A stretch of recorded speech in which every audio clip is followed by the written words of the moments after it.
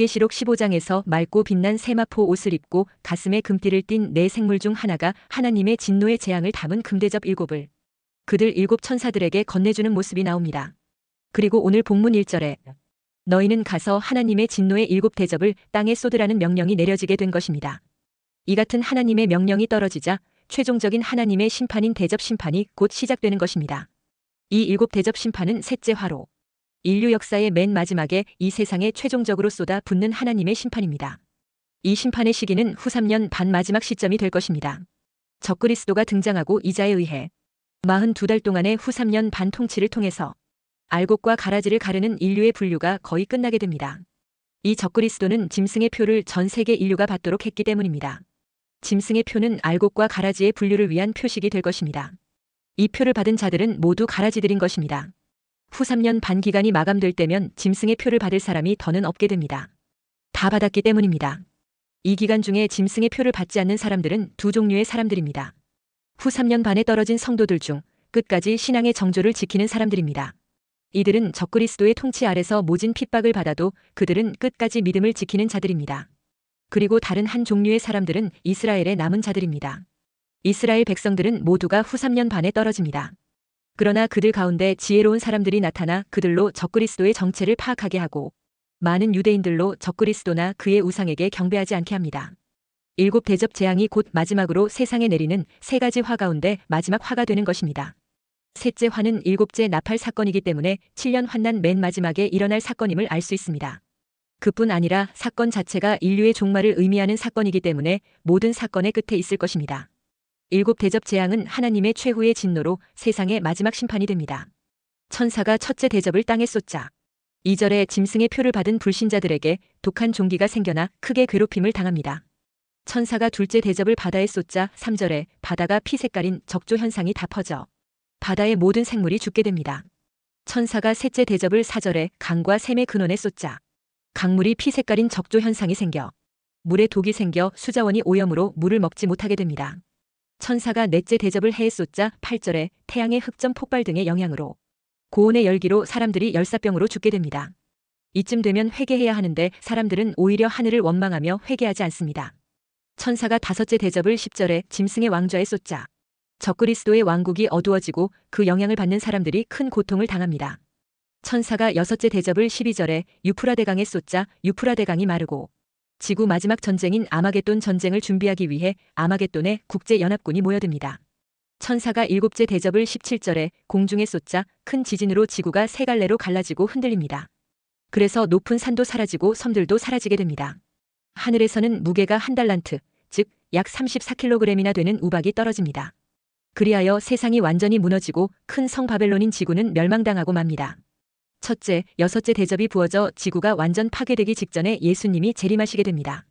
여섯째 대접 심판이 있을 때 유대인들은 다시 한번 환난의 때를 만나게 됩니다. 이때 적그리스도는 그의 최후의 발악을 예루살렘에 쏟아 부을 것입니다. 그리고 이스라엘 역사상 전대미문의 핍박과 유대인들에 대한 학살이 자행될 것입니다. 이 일에 대하여 일찍이 스가랴 선지자는 이처럼 예언했습니다. 스가랴 14장 1절 2절에 여호와의 날이 이르리라. 그날에 내 재물이 약탈되어 내 가운데에서 나누이리라. 내가 이방 나라들을 모아 예루살렘과 싸우게 하리니 성읍이 함락되며 가옥이 약탈되며 부녀가 욕을 당하며 성읍 백성이 절반이나 사로잡혀 가려니와 남은 백성은 성읍에서 끊어지지 아니하리라 했습니다. 이 말씀은 주후 70년에 있었던 로마의 장군 디도의 예루살렘 침공을 예언한 것이 아닙니다. 여호와의 날이라고 했습니다. 여호와의 날이란 인류의 최종적인 심판의 날을 가리키는 표현입니다. 그때에 이 같은 유대인들에 대한 환난의 시기가 다시 한번 온다고 말씀해주고 있는 것입니다.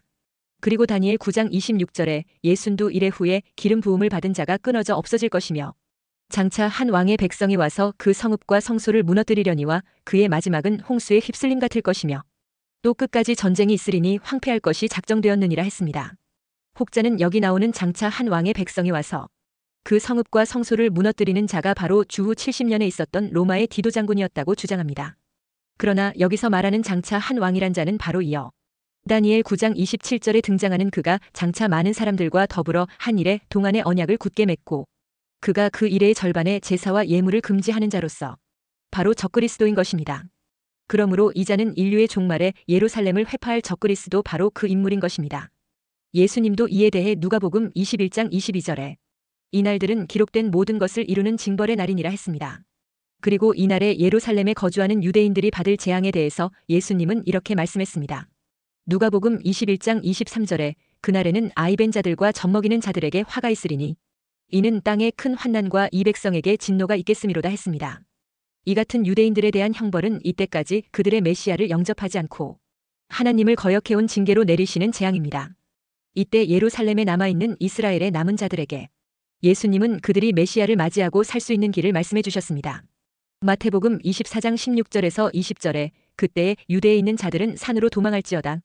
지붕 위에 있는 자는 집 안에 있는 물건을 가지러 내려가지 말며 밭에 있는 자는 겉옷을 가지러 뒤로 돌이키지 말지어다. 그날에는 아이벤 자들과 젖먹이는 자들에게 화가 있으리로다. 너희가 도망하는 일이 겨울에나 안식일에 되지 않도록 기도하라 했습니다. 유대인들은 스가랴가 예언한 아셀 골짜기로 도망해야 할 것입니다. 스가랴 14장 4절 5절에 그날에 그의 발이 예루살렘 앞 곧 동쪽 감람산에 서실 것이요. 감람산은 그 한가운데가 동서로 갈라져 매우 큰 골짜기가 되어서 산 절반은 북으로 절반은 남으로 옮기고 그 산 골짜기는 아셀까지 이를지라 너희가 그 산 골짜기로 도망하되 유다 왕 우시야 때의 지진을 피하여 도망하던 것 같이 하리라. 나의 하나님 여호와께서 임하실 것이요 모든 거룩한 자들이 주와 함께 하리라 했습니다. 아셀 골짜기는 유대인들이 회개할 장소이며 그곳에서 예수님을 영접할 것입니다. 바로 이때입니다. 예수님이 예루살렘 동편 감람산에 그의 하늘 군대들로 더불어 재림하실 것입니다. 스가랴 14장 4절에 그날에 그의 발이 예루살렘 앞 곧 동쪽 감람산에 서실 것이요 했습니다. 예수님은 예루살렘에 남아있는 그의 백성들을 구원하시게 됩니다. 스가랴 12장 8절에서 10절에 그날에 여호와가 예루살렘 주민을 보호하리니 그 중에 약한 자가 그날에는 다윗 같겠고 다윗의 족속은 하나님 같고 무리 앞에 있는 여호와의 사자 같을 것이라. 예루살렘을 치러 오는 이방 나라들을 그날에 내가 멸하기를 힘쓰리라. 내가 다윗의 집과 예루살렘 주민에게 은총과 간구하는 심령을 부어주리니 그들이 그 찌른 바 그를 바라보고 그를 위하여 애통하기를 독자를 위하여 애통하듯 하며 그를 위하여 통곡하기를 장자를 위하여 통곡하듯 하리로다 했습니다. 예수님은 예루살렘에 남아있는 회개한 그의 백성들을 구원하신 후 곧 적그리스도와 거짓 선지자가 주동이 되어 열왕의 군사들이 전열을 가다듬고 있는 아마겟돈으로 향합니다. 그리고 그들 군대들과 일전을 시도하게 될 것입니다. 적그리스도의 군대는 외계인 침공이라는 프레임으로 항전 의지를 불태우겠지만 이 전쟁에서 적그리스도와 거짓 선지자는 생포되어 산채로 둘째 사망에 던져집니다. 그리고 그 남은 군사들의 시체는 하나님의 큰 잔치에 초대받은 새들의 먹이가 될 것입니다. 그런데 사도 요한은 주님으로부터 받은 계시의 배열에 있어 여섯째 대접으로서의 예수님의 재림 사건을 16장에서 간략히 쓰고 그 상세한 내용을 19장에 와서 다시 한번 자세히 보여주고 있는 것입니다. 계시록 19장 11절에 또 내가 하늘이 열린 것을 보니 보라 백마와 그것을 탄 자가 있으니 그 이름은 충신과 진실이라 그가 공의로 심판하며 싸우더라 했습니다. 사도 요한은 내가 하늘이 열린 것을 보았다고 했습니다. 예수님은 이 열린 문으로 이 땅에 재림하십니다. 그리고 계시록 19장 11절 이후의 내용은 예수님의 재림과 아마겟돈 전쟁의 모습을 생생히 그려주고 있습니다. 계시록 19장 11절이 사실은 계시록 16장 16절에 새 영이 히브리어로 아마겟돈이라 하는 곳으로 왕들을 모으더라는 아마겟돈 전쟁부터 이어져 계속되었어야 할 내용입니다. 예수님의 재림 장소가 어디냐 하는 문제는 비밀이 아닙니다. 성경에는 예수님의 재림 장소에 대하여 분명하게 예언되고 있기 때문입니다. 스가랴 14장 4절에 그날에 그의 발이 예루살렘 앞 곧 동쪽 감람산에 서실 것이요 했습니다. 예수님이 이곳으로 재림하시는 이유는 이스라엘의 남은 자들을 구원하시고 아마겟돈 전쟁에 참여하시기 위해서입니다. 종말에는 많은 미혹하는 자들이 일어나 예수님의 재림 장소에 대해 미혹할 것입니다. 그러나 예수님은 분명히 예루살렘 동편 감람산에 오십니다. 그때 예수님은 세마포를 입은 하늘의 군대와 함께 백마를 타고 불꽃 같은 눈을 가지시고 피 뿌린 옷을 입으시고 많은 면류관을 쓰시고 오십니다. 그러나 그리스도인들은 예수님의 재림 장소와 별 관계를 갖지 못할 것입니다. 왜냐하면 우리는 공중으로 휴거되어 그 공중에서 주님을 영접할 것이기 때문입니다. 데살로니가전서 4장 17절에 그 후에 우리 살아남은 자들도 그들과 함께 구름 속으로 끌어올려 공중에서 주를 영접하게 하시리니 했습니다. 예수님의 재림 시에는 계시록 19장 14절에 하늘에 있는 군대들이 희고 깨끗한 세마포 옷을 입고 백마를 타고 그를 따르더라 했습니다. 이 하늘의 군대는 시온산에서 새 노래를 부르고 있었던 14만 4천의 하나님의 종들입니다. 이들은 계시록 11장에서 두 증인의 연합 사명을 이루다가 그 예언을 마치는 끝에 가서 적그리스도에 의해 죽임을 당함으로 순교하게 될 것으로 보입니다. 이들이 첫째 부활자로 부활 승천하여 하늘의 시온산에서 새 노래를 부르며 주님의 재림을 기다리다가 아마겟돈 전쟁 시에 하늘의 군대가 되어 예수님의 뒤를 따르게 되는 것으로 추정됩니다. 그리고 아마겟돈 전쟁은 본문 14절에 하나님 곧 전능하신 이의 큰 날에 있을 전쟁이라고 했습니다. 이 전쟁을 위해 적그리스도는 거짓 선지자를 통하여 세상 임금들을 그들 군대와 함께 아마겟돈에 모이게 할 것입니다. 아마겟돈은 대평야로 무깃도 산이라고도 말하며 나사렛 남방에 위치하고 있는 땅입니다. 이것은 하늘의 군대와 적그리스도의 군대와의 최종적인 결전장이 될 것입니다. 재림하시는 예수님의 옷을 보니 계시록 19장 13절에 또 그가 피 뿌린 옷을 입었는데 했습니다. 피를 뿌렸다는 표현은 무자비하신 심판을 의미합니다. 그리고 그의 입에서 계시록 19장 15절에 그의 입에서 예리한 검이 나온다 했습니다. 아마겟돈 전쟁의 결과가 어떻게 됩니까? 계시록 19장 19절에서 21절에 또 내가 봄에 그 짐승과 땅의 임금들과 그들의 군대들이 모여 그 말 탄 자와 그의 군대와 더불어 전쟁을 일으키다가 짐승이 잡히고 그 앞에서 표적을 행하던 거짓 선지자도 함께 잡혔으니 이는 짐승의 표를 받고 그의 우상에게 경배하던 자들을 표적으로 미혹하던 자라. 이 둘이 산채로 유황불 붙는 못에 던져지고 그 나머지는 말 탄 자의 입으로부터 나오는 검의 죽음에 모든 새가 그들의 살로 배불리더라 했습니다. 적그리스도의 군대 시체들을 새들이 와서 배불리 먹게 될 것이라고 했습니다. 둘째, 마지막 재앙 일곱째 대접 재앙을 공중에 쏟자 번개 음성 우레소리와 함께 큰 지진으로 큰 성 바벨론 지구가 세 갈래로 갈라지게 됩니다. 여섯째 대접 재앙에서는 적그리스도가 큰 날의 전쟁을 위해 자신의 군사들을 아마겟돈으로 모으는 모습만을 보여주고 있습니다. 그리고 그 이후 아마겟돈 전쟁의 자세한 내용은 19장에서 보여주고 있습니다. 이 아마겟돈 전쟁에서 예수님은 적그리스도와 거짓 선지자와 그들의 군사들을 최종적으로 멸망시키시게 됩니다. 이제 일곱째 대접 심판이 내려질 차례가 되었습니다. 그런데 여기서 지상에 있는 하나님의 백성들을 위한 하나님의 긴급 조치가 취해집니다. 지상에 남아있는 하나님의 백성들을 그냥 두고 마지막 일곱째 대접 심판을 내릴 수 없기 때문입니다. 지구 멸망에 하나님의 백성들을 방치할 수 없기 때문입니다. 그래서 교회의 휴거가 이때 일어나는 것입니다. 교회의 휴거가 언제 일어나는지 여러 가지 견해가 있습니다. 세대주의 종말론에서는 교회의 공중 휴거가 7년 환난 전에 있을 것이라고 봅니다. 그런데 주님이 재림하시기 이전에 이 땅 위에 7년 환난의 시대가 온다고 하는 것이 성경에 게시되어 있습니다. 그리고 이 7년 환난 기간이 두 기간으로 분류되어 있습니다. 전 3년 반과 후 3년 반입니다. 그러면 7년 환난이 왜 이처럼 두 기간으로 분류되어 있는 것입니까? 그것은 교회를 위한 회개 기간으로 전 3년 반이 필요하기 때문입니다. 그리고 또 이 세상의 심판과 함께 유대인들의 남은 자들의 회개를 위한 후 3년 반이 필요하기 때문입니다. 여기서 먼저 후 3년 반의 경우를 살펴보면 다니엘서에는 한 이레와 그 한 이레의 절반이 나옵니다. 다니엘 9장 27절에 그가 장차 많은 사람들과 더불어 한 이레 동안의 언약을 굳게 맺고 그가 그 이레의 절반의 제사와 예물을 금지할 것이며 또 포악하여 가증한 것이 날개를 의지하여 설 것이며 또 이미 정한 종말까지 진노가 황폐하게 하는 자에게 쏟아지리라 하였느니라 하니라 했습니다. 여기서 그가는 적그리스도를 말하며 장차는 인류의 종말을 말하며 많은 사람들과 더불어는 세계열강들을 말합니다. 그리고 한 이레 동안의 언약은 7년 평화 조약을 굳게 정하는 것이며 그 이레의 절반은 7년 기간 중 후 3년 반이 시작될 때를 말하며 제사와 예물을 금지할 것이면은 유대인들에 대한 종교적 핍박을 말합니다. 또 포악하여 가증한 것이 날개를 의지하여 설 것이면은 적그리스도가 예루살렘 성전을 더럽히는 것을 말하며 또 이미 정한 종말까지는 주의 재림시를 의미하고 진노가 황폐하게 하는 자는 적그리스도를 말하고 쏟아지리라는 것은 일곱 대접 심판으로 내려지는 것을 말합니다.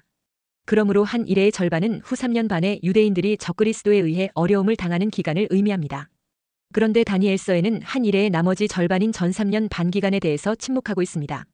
왜냐하면 그 기간은 하나님의 교회와 상관이 있으며 교회가 겪을 기간이기 때문입니다.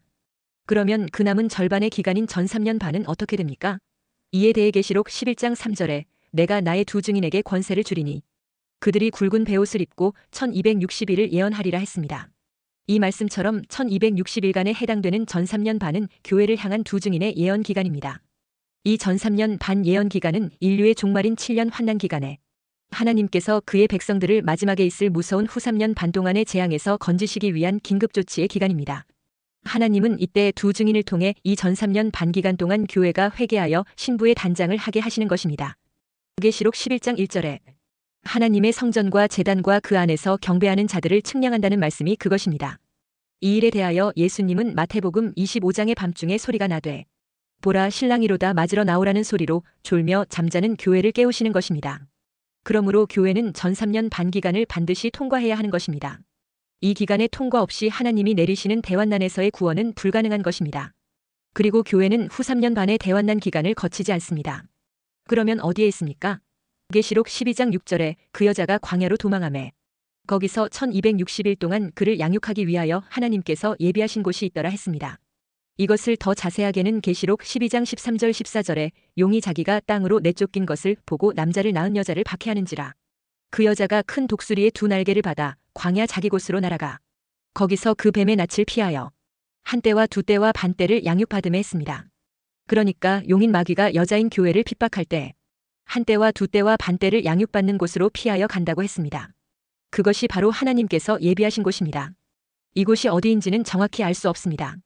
이곳은 후 3년 반에 이 땅에 임할 무섭고 두려운 재앙에서 그의 백성들을 보호하시기 위해 마련해 두신 하나님의 보호처라는 것입니다. 이것을 공중휴거라고 말하기는 쉽지 않습니다.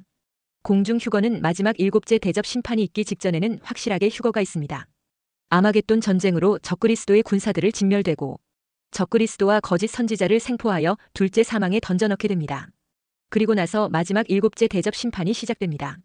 그렇게 되면 지구는 불의 심판으로 초토화되기 때문에 그 직전에 그때까지 지상에 생존해 있는 모든 성도들이 한 명의 누락자도 없이 일제히 공중으로 휴거되는 것입니다.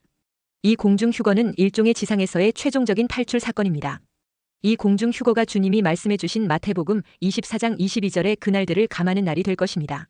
그래서 그날들을 감하지 아니하면 모든 육체가 구원을 얻지 못할 것이나 그러나 택하신 자들을 위하여 그날들을 감하시리라 했습니다. 마지막 7째 대접 심판 직전에 공중 휴거되는 몸은 어떤 몸입니까? 이에 대해 우리는 지금 우리가 살아가고 있는 이대로의 몸이 아니라 변환된 몸이라고 믿고 있습니다. 부활체가 되었다고 보는 것입니다. 그런데 모두가 다 부활체가 되어버리면 천년 왕국 시에 부활체가 아닌 육체를 가지고 살아가는 사람이 하나도 없게 되는 것입니다.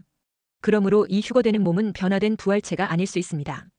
휴거된 몸이 변화된 몸이라는 생각은 데살로니가전서 4장 17절의 공중 휴거와 고린도전서 15장 51절의 호련한 변화를 서로 같은 사건으로 연결시켜 보기 때문입니다. 이 호련한 변화로 당연히 휴것이 변화된 부활체로 보게 된 것입니다. 그러나 변화된 부활체는 그리스도 안에서 죽은 자들입니다. 데살로니가전서 4장 16절 17절에 주께서 호령과 천사장의 소리와 하나님의 나팔 소리로 친히 하늘로부터 강림하시리니 그리스도 안에서 죽은 자들이 먼저 일어나고 그 후에 우리 살아남은 자들도 그들과 함께 구름 속으로 끌어올려 공중에서 주를 영접하게 하시리니 그리하여 우리가 항상 주와 함께 있으리라 했습니다.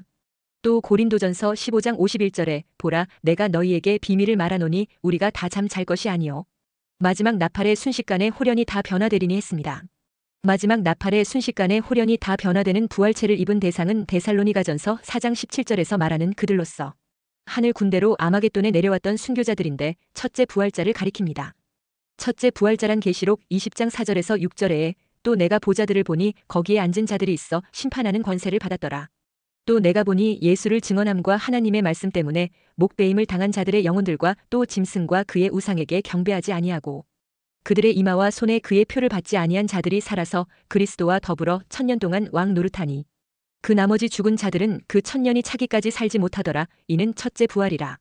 이 첫째 부활에 참여하는 자들은 복이 있고 거룩하도다.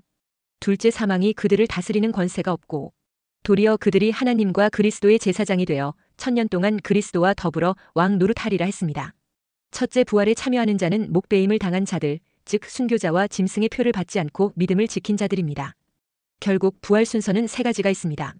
첫째는 그리스도, 둘째는 순교자들, 셋째는 천년 왕국 이후의 나머지 성도들입니다. 여기 5절에 그 나머지 죽은 자들은 그 1000년이 차기까지 살지 못하더라 했습니다. 부활 순서가 세 단계인 것은 고린도전서 15장 22절에서 24절에 아담 안에서 모든 사람이 죽은 것 같이 그리스도 안에서 모든 사람이 삶을 얻으리라. 그러나 각각 자기 차례대로 되리니 먼저는 첫 열매인 그리스도요. 다음에는 그가 강림하실 때에 그리스도에게 속한 자요. 그 후에는 마지막이니 그가 모든 통치와 모든 권세와 능력을 멸하시고 나라를 아버지 하나님께 바칠 때라 했습니다.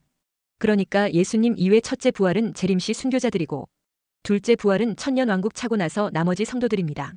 그런 의미에서 고린도전서 15장 51절에 마지막 나팔의 순식간에 호련히 다 변화되리니라는 것은 모든 성도들의 부활을 말하는 것이 아닌 것입니다. 1000년 동안 잠잘 자도 있고 나팔 소리에 호련히 온몸이 다 부활체로 바뀌어 첫째 부활에 참여하는 순교자도 있다는 말씀인 것입니다. 셋째, 일곱째 대접을 공기 가운데 쏟았을 때 번개와 음성들과 뇌성과 함께 큰 지진으로 흔들려 지구는 세 갈래로 갈라지고 산악도 섬도 사라졌습니다. 베드로후서 3장 10절에 그러나 주의 날이 도둑같이 오리니 그날에는 하늘이 큰 소리로 떠나가고 물질이 뜨거운 불에 풀어지고 땅과 그 중에 있는 모든 일이 드러나리로다 했습니다.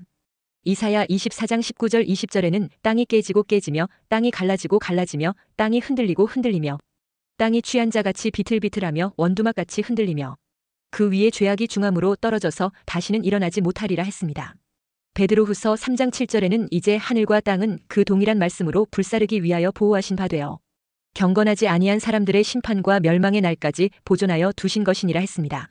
지구 중심에는 거대한 멘틀이 있습니다. 이 멘틀은 불이나 불을 가지고 있는 유동체로 형성되어 있으며 이 부분이 지구 질량 전체의 98.7%를 점유하고 있습니다. 그 중심 부위를 내핵이라고 부르고 있으며 그곳의 열이 태양의 표면 열과 맞먹는 섭씨 6,000도나 된다는 추정입니다. 일곱째 대접을 쏟을 때 이 거대한 불덩어리가 온 땅을 삼키는 것입니다. 큰 성이 세 갈래로 갈라진 결과 19절에 만국의 성들도 무너진다 했습니다. 모든 도시가 무너지는 것입니다. 20절에 각 섬도 없어지고 산악도 간데 없더라 했습니다. 그리고 역사상 최대의 우박이 내려진다고 합니다.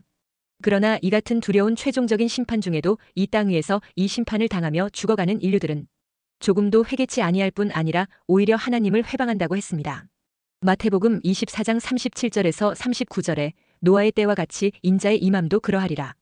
홍수 전에 노아가 방주에 들어가던 날까지 사람들이 먹고 마시고 장가 들고 시집 가고 있으면서 홍수가 나서 그들을 다 멸하기까지 깨닫지 못하였으니 인자의 임함도 이와 같으리라 했습니다.